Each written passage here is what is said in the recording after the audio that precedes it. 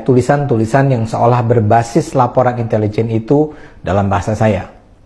Jadi digambarkan bahwa sejak awal COVID, akhir 2019 sampai Juni 2021, jumlah tentara Cina yang masuk ke Indonesia dengan sepengetahuan dan restu pemerintah Jokowi sudah mencapai 14 juta orang.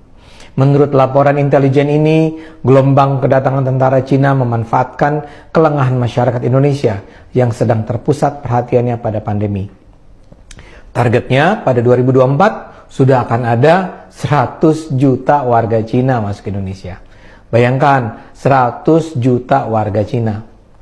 Setiap kali pemerintah memberlakukan PPKM atau PSBB, pada saat itulah tentara merah Cina akan masuk ke Indonesia. Sebagian akan berpura-pura menjadi tenaga kerja asing atau berpura-pura menjadi tenaga kesehatan dengan menggunakan seragam APD, perawat, dokter yang mengenakan masker. Dalam skenario besar ini, jumlah warga Cina akan mencapai pada titik di mana mereka akan menguasai Indonesia dan menyingkirkan warga pribumi.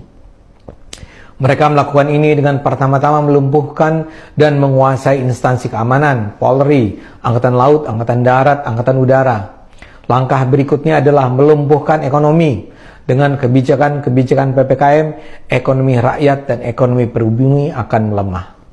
Seluruh sendi-sendi ekonomi kaum pribumi lumpuh. Mereka yang bekerja di sektor informal tidak akan sanggup bertahan. Sementara sebaliknya, perusahaan-perusahaan Cina, terutama yang memiliki koneksi dengan bisnis di tanah leluhur, akan semakin berkibar dan berjaya. Karena itulah kebijakan PPKM akan terus diperpanjang Jokowi tanpa disadari oleh rakyat yang patuh begitu saja dengan keputusan rezim.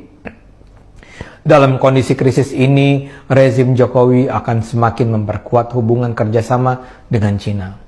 Dengan alasan demi pemulihan ekonomi, pemerintah akan membuka lebar investasi Cina.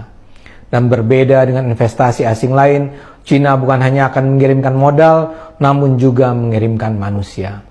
Yang akan dikirim bukan hanya manajer, ahli, teknisi, tapi juga buruh. Maka di daerah-daerah di mana ada proyek yang dibiayai oleh modal dari Cina, akan juga ditemukan pemukiman-pemukiman yang diisi imigran Cina. Mereka tidak akan mau menggunakan pekerja lokal, karena tujuan mereka memanglah menjajah Indonesia. Mereka juga menguasai media massa.